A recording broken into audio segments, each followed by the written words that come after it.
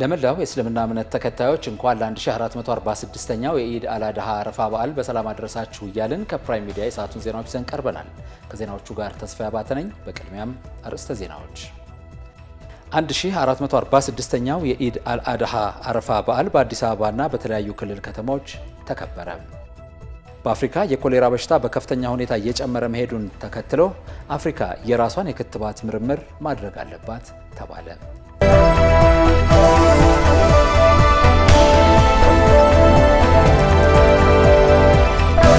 ለእስልምና እምነት ተከታዮች እንኳን ለአረፋ በዓል አደረሳችሁ እያልኩኝ ወደ ዜናዎቹ አልፋለሁ። ፕሬዝዳንት ታዬ አጽቀሥላሴ ለአረፋ በዓል የእንኳን አደረሳችሁ መልእክት አስተላለፉ። የፌዴራል ፕሬዝዳንት ታዬ አጽቀሥላሴ ለ1446ኛው የአረፋ በዓል እንኳን አደረሳችሁ መልእክታቸውን አስተላልፈዋል። ፕሬዝዳንቱ በመልካም ምኞት መልእክታቸው ለመላው እስልምና እምነት ተከታዮች እንኳን ለ1446ኛው የኢድ አልአድሃ አረፋ በዓል አደረሳችሁ ብለዋል። በዓሉ የሰላም የመተሳሰብና የአንድነት እንዲሆን ልባዊ ምኞታቸውን መግለጻቸውንም ከፌዴራል ፕሬዝዳንት ጽሕፈት ቤት ያገኘነው መረጃ ያሳያል። 1446ኛው የኢድ አልአድሃ አረፋ በዓል በአዲስ አበባ ከተማና በክልል ከተሞች ተከብሯል። 1446ኛው የኢድ አልአድሃ በዓል በአዲስ አበባና በተለያዩ ክልል ከተሞች በሐረሪ፣ ጎንደር፣ ጅማ፣ ጋምቤላ፣ ሐዋሳ፣ ሰመራ፣ አሶሳ፣ ሲልጤ፣ መቀሌና ሌሎች ከተሞችም ተከብሯል። በእስልምና እምነት ተከታዮች ዘንድ በዓሉ በመላው ሀገሪቱ በተለያዩ ሃይማኖታዊ ስነ ስርዓቶች ነው እየተከበረ የሚገኘው። ህዝበ ሙስሊሙ የኢድ አልአድሃ አረፋ በዓልን ሲያከብር የተቸገሩ ወገኖችን የመደገፍ ስራ ማጠናከር እንዳለበትም ተገልጿል። የአረፋ በዓል አቅመ ደካሞች የሚደገፉበትና በመተጋገዝ የሚከበር በዓልም ስለመሆኑ ተገልጿል። የአረፋ በዓል ህዝበ ሙስሊሙ የመረዳዳት ብሉን የሚያጠናክርበት፣ አቅመ ደካሞችን የሚያግዝበት ታላቅ በዓል መሆኑም ተነግሯል። ሃይማኖታዊና ህዝባዊ በዓላት የብዝሃነት ማሳያ የአብሮነታችን ምሳሌ ናቸው ሲል የኢፌዴሪ መንግስት ኮሚኒኬሽን አገልግሎት ገለጸ። አገልግሎቱ ለእስልምና እምነት ተከታዮች እንኳን ለኢድ አልአድሃ አረፋ በዓል አደረሳችሁ ብሏል። ኢትዮጵያ ሃይማኖታዊና ህዝባዊ በዓላት የብዝሃነት ማሳያና የአብሮነት ምሳሌ የሆኑባት ሀገር መሆኗንም ጠቅሷል። በዓላቱ ሃይማኖታዊ፣ ባህላዊ፣ ብሔራዊ፣ የቤት ውስጥ ወይም የአደባባይ በዓላት ሊሆኑ ይችላሉ።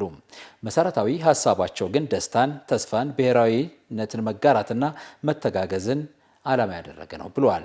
ዛሬ የእስልምና ሃይማኖት ተከታዮች ዘንድ እየተከበረ የሚገኘው የኢድ አልአድሃ አረፋ በዓል መረዳዳት፣ መተሳሰብና አንድነት ጎልቶ ከሚንጸባረቅባቸው ሃይማኖታዊ በዓላት መካከል አንዱ ነው ሲልም አገልግሎቱ ተናግሯል። የብዙሃንነት ጌጥ፣ የመረዳዳትና የማዕድ ማጋራትን ባህል እያደረገ የመጣው የለውጡ መንግስት እነዚህ በዓላት የብዝሃነትና የአብሮነት ማሳያ እንዲሆኑ አስፈላጊው እንክብካቤና ጥበቃ ይደረግላቸዋልም ብለዋል። ዜጎች ሃይማኖታዊና ህዝባዊ በዓላትን በድምቀትና በአብሮነት እንዲያከብሩ መንግስት አበክሮ ይሰራልን ብሏል አገልግሎቱ በመግለጫው። 1446ኛው የኢድ አልአድሃ አረፋ በዓል ሃይማኖታዊ ስርዓቱን ጠብቆ በድምቀት ተከብሮ መጠናቀቁ ተገለጸ። 1446ኛው የኢድ አልአድሃ አረፋ በዓልን አስመልክቶ በአዲስ አበባ ስታዲየም፣ በአቃቂ ቃሊቲና በሌሎች ክፍለ ከተሞች በሚገኙ መስጊዶች የተደረገው የኢድ ሶላት ሃይማኖታዊ ስርዓቱን በጠበቀና በድምቀት ተከብሮ መጠናቀቁን የአዲስ አበባ ፖሊስ ኮሚሽን አስታውቋል። የኢድ ሶላት በታቀደው መሰረት ሃይማኖታዊ ስርዓቱን ጠብቆ እንዲከናወን ላደረጉ አካላትም ፖሊስ ኮሚሽኑ ምስጋናውን አቅርቧል። የስሎቬኒያ ሪፐብሊክ ፕሬዝዳንት ናታሻ ፕሪክ ሙሳር በኢትዮጵያ የነበራቸውን ይፋዊ የስራ ጉብኝት አጠናቀው ወደ ሀገራቸው ተመለሱ።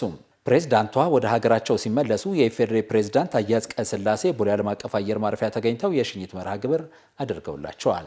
ፕሬዝዳንት ናታሻ ፕሪክ ሙሳር በኢትዮጵያ ቆይታቸው ከጠቅላይ ሚኒስትር አብይ አህመድና ከፕሬዝዳንት ታዬ አጽቀሥላሴ ጋር የሁለቱን ሀገራት ዲፕሎማሲያዊ ትብብር በማጠናከርና በጋራ መስራት በሚቻልባቸው ዘርፎች ላይ መምከራቸው ይታወቃል።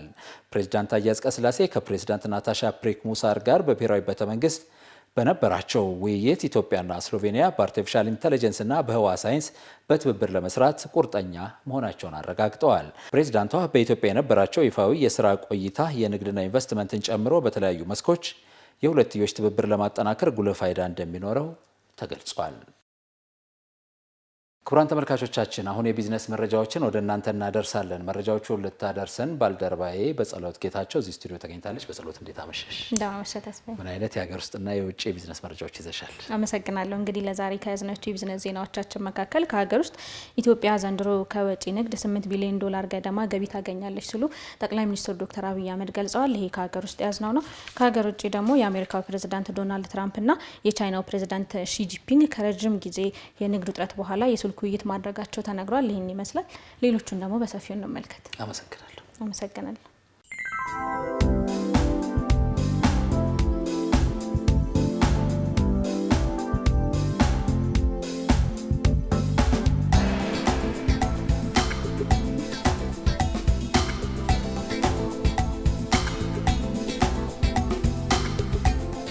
ኢትዮጵያ ዘንድሮ ከወጪ ንግድ 8 ቢሊዮን ዶላር ገደማ ገቢ ታገኛለች ሲሉ ጠቅላይ ሚኒስትር ዶክተር አብይ አህመድ ተናገሩ። ኢትዮጵያ ከ1984 ዓመተ ምህረት እስከ 1998 ዓመተ ምህረት ባሉት 15 ዓመታት ለውጭ ገበያ ወጪ አድርጋ ያገኘችው ሀብት 7.5 ቢሊዮን ዶላር ነው ያሉት ጠቅላይ ሚኒስትሩ በዘንድሮ ዓመት ብቻ ከወጪ ንግድ 8 ቢሊዮን ዶላር ገደማ ገቢ ታገኛለች ብለዋል። በዚህም ኢትዮጵያ በ15 ዓመታት ውስጥ 3.5 ቢሊዮን ዶላር ቡና ብቻ መሸጧን አስታውሰው ዘንድሮ በአንድ ዓመት ግን 2.5 ቢሊዮን ዶላር መሸጥ መቻሏን አመላክተዋል። በተመሳሳይ በወርቅ ምርት ከ84 እስከ 94 ባለው 15 ዓመታት ጊዜ ውስጥ ኢትዮጵያ ወጪ አድርጋ ያገኘችው 508 ሚሊዮን ዶላር መሆኑን ገልጸው ዘንድሮ ግን 3.4 ቢሊዮን ዶላር ማግኘቷን አንስተዋል። ይህም በ15 ዓመታት ከመጣው 6 እጥፍ እድገት ያለውና ከፍተኛ ማንሰራራት የታየበት መሆኑን አስገንዝበው ይህንንም 5 እና 10 ዓመት ከደገምን ምን እንደሚመጣ መገመት አይከብደንም ብለዋል። አዲስ አበባ ከስሎቬኒያ ከተሞች ዘመናዊ የከተማን ማነብ ስራ ለመማር ዝግጁ ናት ሲሉ የአዲስ አበባ ከተማ ከንቲባ አዳነች አቤቤ ገለጹ። ከንቲባ አዳነች አቤቤና የስሎቬኒያ ሪፐብሊክ ፕሬዝዳንት ዶክተር ናታሻ ፒርክ ዘመናዊ የከተማን ማነብ ሰርቶ ማሳያ ፕሮግራምን በአዲስ አበባ አዲሱ ዙ ፓርክ በጋራ አስጀምረዋል። ከንቲባ አዳነች አቤቤ በወቅቱ እንደገለጹት በከተማ ግብርና ንብ ማነብ ላይ ትኩረት መደረጉን ጠቁመው አዲስ አበባ ከስሎቬኒያ ለመማር ዝግጁ ናት ብለዋል። በተለይም አዲስ አበባ ከስሎቬኒያ ከተሞች ጋር የእህትማማችነት ስምምነት መፈራረም እንደሚያስፈልግ ጠቁመው ዘመናዊ የከተማን ማነብ ስራ ከማር ምርት ባለፈ ለስርዓተ ትምህርትና በሁለቱ ሀገራት መካከል ያለውን ግንኙነት ለማጠናከር የሚያግዝ እንደሆነም ተናግረዋል። የስሎቬኒያ ሪፐብሊክ ፕሬዝዳንት ናታሻ ፒርክ በበኩላቸው የኢትዮጵያና የስሎቬኒያ ዲፕሎማሲያዊ ግንኙነት ለማሳደግ ሁለቱ ሀገራት በንብ ማነብ ስራ ላይ ጅምር ስራዎችን እያከናወኑ መሆኑን ተናግረዋል። በደቡብ ኢትዮጵያ ክልል በአሪ ዞን በ2 ቢሊዮን ብር ካፒታል 30 ኢንቨስተሮች በግብርና ዘርፍ መሰማራታቸውን ዞኑ አስታወቀ። የዞኑ ዋና አስተዳዳሪ አብርሃም ኦታይ እንደተናገሩት በዞኑ በርካታ ባለሀብቶች የእርሻና አገልግሎት ዘርፍ ላይ ለመሰማራት ፍላጎት እያሳዩ ይገኛሉ ብለዋል። በአሁኑ ሰዓትም 30 የሚሆኑ ኢንቨስተሮች የ2 ቢሊዮን ብር ካፒታል በማስመዝገብ በእርሻ ዘርፍ ላይ ተሰማርተው 3000 ሄክታር መሬትን እያለሙ ይገኛል ሲሉ ገልጸዋል። አብዛኞቹ ባለሀብቶች በቡናና በሰሊጥ ምርት ላይ የተሰማሩ ሲሆን ይህም አካባቢው ለማዕከላዊ እንዲሁም ለውጭ ገበያ የሚያቀርበውን ምርት የሚያሳድግ መሆኑን ገልጸዋል። በአሁኑ ሰዓትም 1 ቢሊዮን ብር ካፒታል ያስመዘገቡ ባለሀብቶች በሆቴል ስራ ላይ ለመሰማራት መሬት ወስደው ስራ መጀመራቸውን አብራርተዋል ሲል የዘገበው የኢትዮጵያ ፕሬስ ድርጅት ነው። ከውጭ ወዳገኘናቸው የቢዝነስ ዜናዎቻችን እናልፋለን። የአውሮፓ ህብረት ለነጻና ፍትሃዊ ንግድ ነው የሚቆመው ሲሉ የአውሮፓውያኑ የንግድ ኃላፊ ገለጹ። የአውሮፓ ህብረት የንግድ ኮሚሽነር ማሮስ ሴፍኮቪች እንዳሉት ንግድ ማለት መሻሻልና በእንቅስቃሴ ላይ ሰላም ማለት ነው። የአውሮፓ ህብረት ሁልጊዜ ለነጻና ፍትሃዊ ንግድ የቆመ ነው ብለዋል። ሴፍኮቪች በብራስልስ ኢኮኖሚ ደህንነት ፎረም ላይ እንደገለጹት ንግድ ያስፈልገናል። ንግድ የፖለቲካ መፈክር ብቻ አይደለም፣ ኢኮኖሚያዊ ግዴታ ነውም ብለዋል። የዩናይትድ ኪንግደም የውጭ ጉዳይ ሚኒስትር ጆናታን ሬይኖልድ በበኩላቸው ዩናይትድ ኪንግደም በኢኮኖሚ ደህንነት ላይ ግልጽና የትብብር አካሄድ እየወሰደች ነው ብለዋል። ይህ አስተያየት የመጣው በአሜሪካና በአውሮፓ መካከል ከንግዱ ጥረቶችና ድርድሮች በኋላ ነው ተብሏል። የአሜሪካው ፕሬዝዳንት ዶናልድ ትራምፕ ከዚህ ቀደም የተጣለውን የ20 በመቶ ታሪፍ በመተው የንግድ ንግግሮች የትም አይሄዱም ሲሉ ከሰኔ 1 ጀምሮ በአውሮፓ ህብረት ላይ 50 በመቶ ቀረጥ እንደሚጥሉ ዝተው ነበር። የአሜሪካው ፕሬዝዳንት ከአውሮፓ ህብረት ኮሚሽን ፕሬዝዳንት ኡርሱላ ቮንደርሌን ጋር ከተነጋገሩ በኋላ ቀኑን ወደ ጁላይ 9 አዘዋውረውታል። ስኮቪች እና የአሜሪካው ንግድ ተወካይ በፓሪስ እንደተገናኙና በሁለቱ ወገኖች መካከል የንግድ ንግግሮች በመካሄድ ላይ መሆናቸውም ተገልጿል ሲል የዘገበው አናዶሉ ነው። የአሜሪካው ፕሬዝዳንት ዶናልድ ትራምፕ እና የቻይናው ፕሬዝዳንት ሺ ጂንፒንግ ከረጅም ጊዜ የንግድ ውጥረት በኋላ የስልክ ውይይት ማድረጋቸው ተነገረ። ፕሬዝዳንት ትራምፕ ውይይቱን በጣም ጥሩ ሲሉ የገለጹ ሲሆን የስልክ ጥሪው በሀገራቱ መካከል የተፈጠረውን የንግድ ውጥረት በቅርቡ ሊፈታ እንደሚችል ገልጸዋል። ቀጣይ ንግግሮች በቅርቡ ከኢኮኖሚ ቡድናቸው ጋር በመሆን እንደሚደራጁም ትራምፕ አስታውቀዋል።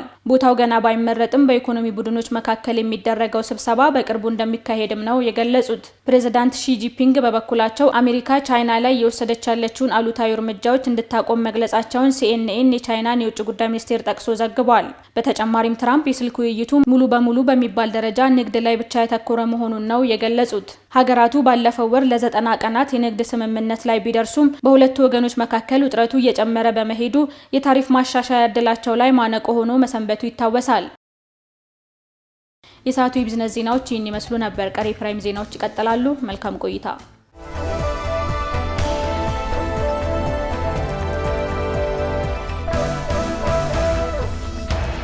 ክቡራን ተመልካቾቻችን አሁን ከውጭ ምንጮች ወዳገኘናቸው ዜናዎች አልፋለሁ።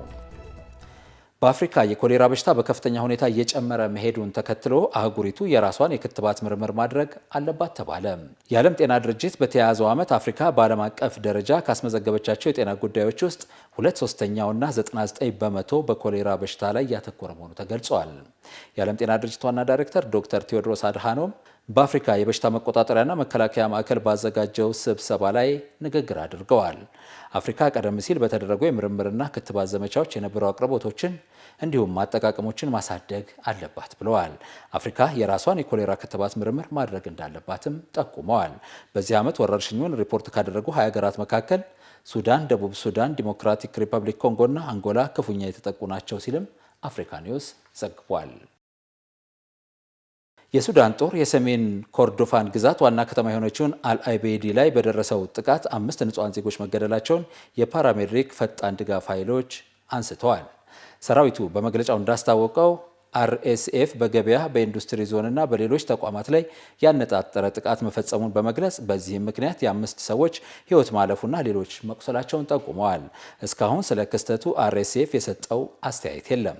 ሰራዊቱ ይህንን ወንጀል በማውገዝ ሚሊሻዎች በሲቪሎች ላይ የሚፈጽሟቸውን ተከታታይ የመብት ጥሰቶች አካል ነውም ሲል ገልጸዋል። አርኤስኤፍ እና ሰራዊቱ ከሚያዝያ 2023 ጀምሮ የጀመሩት የስልጣን ሽኩቻ በሺዎች የሚቆጠሩ ሞትን ሲያስከትል ሱዳን አስከፊ ሰብአዊ ቀውሶች ውስጥ እንድትገባ አድርጓታል። በግጭቱ 20 ሺህ ሰዎች በላይ ሲገደሉ ከ15 ሚሊዮን በላይ ደግሞ ተፈናቅለዋል ሲል የዘገበው የተባበሩት መንግስታት ድርጅት ነው። ክቡራን ተመልካቾቻችን አሁን ሀገር መከላከያን የተመለከቱ ዜናዎችን ወደ እናንተ እናደርሳለን። መረጃዎቹን ሊያደርሰን ባልደረባዬ ታደሰ ታምራት እዚህ ስቱዲዮ ተገኝቷል። ታደሰ እንደምናመሽ ተስፋዬ። ምን አይነት የሀገር መከላከያን የተመለከቱ ዜናዎች ይዛል?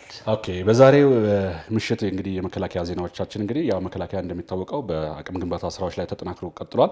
የሜካናይዝድ እዝ ስታፍ አባላቱን ደግሞ በተለያዩ ሙያዎችን ስልጠና መስጠቱ እንዲሁም ደግሞ የአሽከርካሪ ስልጠና በምዕራብ እዝ፣ ሌላው ደግሞ ጥናትና ምርምርን በተመለከተ በዋር ኮሌጅ እየተሰጠ ያለውን ስልጠናና ሌሎችም ዜናዎችን ይዤ ቀርብ ያለው። መልካም ጊዜ። አመሰግናለሁ።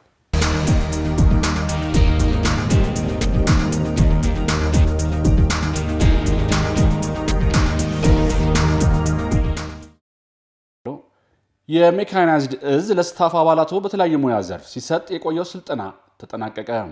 በስልጠናው ማጠቃለያ መርሃ ግብር ላይ ተገኝተው ለተመራቂዎች የሥራ መመሪያ ንግግር ያደረጉት የሜካናይዝድ እዝ ዋና አዛዥ ሜጀር ጄኔራል ከፍያለው አምዴ ሀገራዊና ተቋማዊ ዓላማን ከግብ ለማድረስ ብቃት ያለው ጠንካራ የሰለጠነ ሰራዊት መገንባት ወሳኝ መሆኑን አመላክተዋል።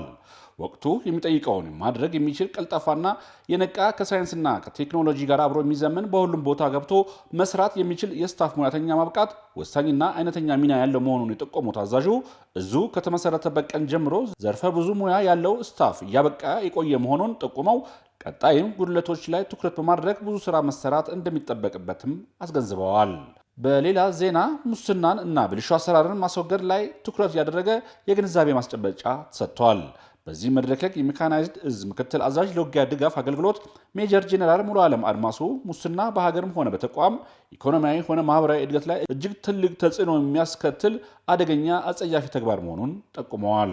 ማንኛውም ዜጋ ሙስናን ከልቡ አምርሮ የሚጠላና የሚጸየፍ መሆን አለበት ያሉት ጄኔራል መኮንኑ ሙስናና ብልሹ አሰራሮች በህዝቦች አንድነት መሃል ያለመተማመን፣ ጥላቻና መቃቃርን የሚያመጣ ክፉ መንፈስ ነው ብለዋል።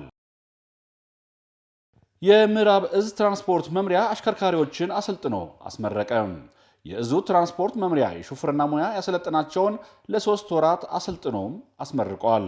በምረቃው ስነ ስርዓት ላይ በክብር እንግድነት ተገኝተው ለተመራቂዎቹ የሥራ መመሪያ የሰጡት የምዕራብ እዝ ምክትል አዛዥ ለውጊያ ድጋፍ አገልግሎት ሜጀር ጄኔራል ሙላት ጀልዱ ናቸው። ጄኔራል መኮንኑ በዕለቱ እንደተናገሩት በተቋማችን ትኩረት ከተሰጣቸው የሙያ ዘርፎች መካከል አንዱ የሹፍርና ሙያ በቀዳሚነት የሚጠቀስ ነው ብለዋል። ተመራቂዎቹ ሰራዊቱን በቅንነት በታታሪነት ለማገልገል የሚያስችላቸውን አቅም ከስልጠና መፍጠር መቻላቸውን የገለጹት ጄኔራል መኮንኑ ሙያተኛው ሕግና አሰራርን ተከትሎ በማሽከርከር ከሰብአዊ ኪሳራ የጸዳ አገልግሎት መስጠት ይጠበቅበታል ሲሉም አሳስበዋል። የስልጠናውን ሪፖርት ያቀረቡት የምዕራብ እዝ ትራንስፖርት መምሪያ ኃላፊ ሌተናል ኮሎኔል አዳፍሮም ጌትነት የእዛችን የተሽከርካሪ ዝግጁነት ለማጠናከር በመደበኛና በክሬሽ ኮርስ ሙያተኞችን ያሰለጠነ መሆኑን አስታውሰው በእቅዱ መሰረት አሁን በተሰጠው አጭር ኮርስ የተሽከርካሪና አሽከርካሪ ሰልጣኞች በአጭር ጊዜ በቴክኒክና መንገድ ስርዓት የተሟላ ብቃትና አቅም እንዲላበሱ ማድረግ ተችሏል ብለዋል። የሰራዊታችንን ትጥቅ ለማዘመን ምርምርና ልማት ወሳኝ መሆኑ እንዳለው ተገለጸ። የመከላከያ ዋር ኮሌጅ ለመከላከያ ኢንጂነሪንግ ኢንዱስትሪ ግሩፕ አመራሮች ምርምርና ልማት በመከላከያ ተግዳሮቶችና ተሞክሮ በሚል ጥናታዊ ጽሑፍም ቀርበዋል። ከመከላከያ ዋር ኮሌጅ ዶክተር ደምሰው ስራው ጥናታዊ ጽሑፍ ያቀረቡ ሲሆን አጠቃላይ እንደ ሀገር በምርምርና ልማት ያለውን አውድ መረዳት እንደሚያስፈልግም ገልጸዋል። ብርጋዴር ጄኔራል ቡልቲ ታደሰ መከላከያ ሰራዊቱን በትጥቅም ሆነ በስንቅ ዘመናዊ ሰራዊት ለማድረግ በመከላከያ ቅድሚያ ተሰጥቶ እየተሰራ እንደሆነም ተናግረዋል። ታሪክ ብቻ ይዞ መጓዝ በቂ ስላልሆነ ተጨባጭ በሆኑ እውነታዎች በመነሳት ታሪክን ሰንዶ ለትውልድ ማሻገር እንደሚያስፈልግም ተናግረዋል። ሁሉም ሀገራት የተለወጡበትን ተሞክሮ በመረዳት ከኔ ምን ይጠበቃል ከሚል ገንቢ ሀሳብ በመነሳት ተቋማት መገንባት እንደሚያስፈልጉም በመድረኩም ተብራርተዋል። ሰራዊቱ ተልእኮውን ሲወጣ ዓለም አቀፍ የሰብአዊ ሕጎችን ሊከተል እንደሚገባም ተገለጸ። በኢትዮጵያ የዓለም አቀፍ ቀይ መስቀል ኮሚቴ ከአየር ኃይል ፍትህ ዳይሬክቶሬት ጋር በመተባበር ከአብራሪዎች ለኦፕሬሽናል ሙያተኞች ለሚመለከታቸው ባለድርሻ አካላት ሲሰጥ የነበረው ስልጠናም ተጠናቋል። በስልጠናው ወቅት በኢትዮጵያ ዓለም አቀፍ ቀይ መስቀል ኮሚቴ የጦርና የጸጥታ ኃይል አስተባባሪ ሌቨንት ቬዘር በፕሮፌሽናል እሳቤ ከተቀረጹ ጥቂት የአፍሪካ ሀገራት ሰራዊቶች መሃል የኢትዮጵያ ሰራዊት ከፍተኛ ረድፍ የሚቆም ምስጉን ኃይል መሆኑን አውስተው ይህ ከዚህ በፊት በተሰማራባቸው ዓለም አቀፍ የሰላም ማስከበር ተልእኮዎችን ጨምሮ በሌሎችም የግዳጅ መስኮች የተረጋገጠ መሆኑንም ተናግረዋል። ሰራዊቱ ይህን መልካም ስሙን ወደፊት አስቀጥሎ መጓዝ እንዳለበት ያስታወቁት ሌቨንት ቬዘር በተልእኳቸውም ወቅት ዓለም አቀፍ የሰብአዊ መብት ሕጎችን እንደ መርህ ሊከተሉ እንደሚገባም ጠቁመዋል። በአየር ኃይል የፍትህ ዳይሬክቶሬት ዳይሬክተር ኮሎኔል ማቱሳላ ሶካ ዓለም አቀፍ የቀይ መስቀል ኮሚቴ ከመከላከያ ሰራዊት ጋር በትብብር መስራቱ አንዱ አካል የሆነው ይህ ስልጠና ሰልጣኞች በተሰማሩበት የግዳጅ ቀጠና ሁሉ ሀገራችን የፈረመችውን ዓለም አቀፍ የሰብአዊ መብት ሕጎች ተከትሎ መሆን እንዳለበት ግንዛቤ ለማስጨበጥ ታሳቢ ያደረገ መሆኑን ጠቅሰው በዚህም ሰብአዊ መብት አጠባበቅ በጦር ወቅት ሊከበሩ ስለሚገባቸው ሕጎችና በሌሎች ተዛማጅ ርዕሶች ዙሪያ ላይ ተጨማሪ አቅም የሚሆን ገንቢ ስልጠና መሆኑንም አውስተዋል። እንደ አውሮፓ አቆጣጠር በ1863 ዓመተ ምህረት በስዊዘርላንድ ሄነሪ ዱና አማካኝነት የተቋቋመው ዓለም አቀፍ ቀይ መስቀል ኮሚቴ ዋነኛው ተልእኮ በጦርነት ቀውስ ውስጥ ለወደቁ ሀገራት ፈጥኖ በመድረስ ልዩ ልዩ ድጋፎችን የሚያደርግ ታላቅ ተቋም መሆኑም ተገልጸዋል። ተመልካቾቻችን ከመከላከያ ምንጮቻችን ያገኘናቸውን ዜና መከላከያ ይህን ይመስላሉ። ሰላም።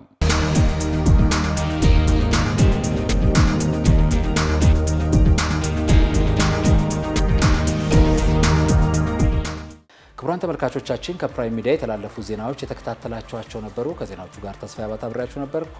መልካም ጊዜ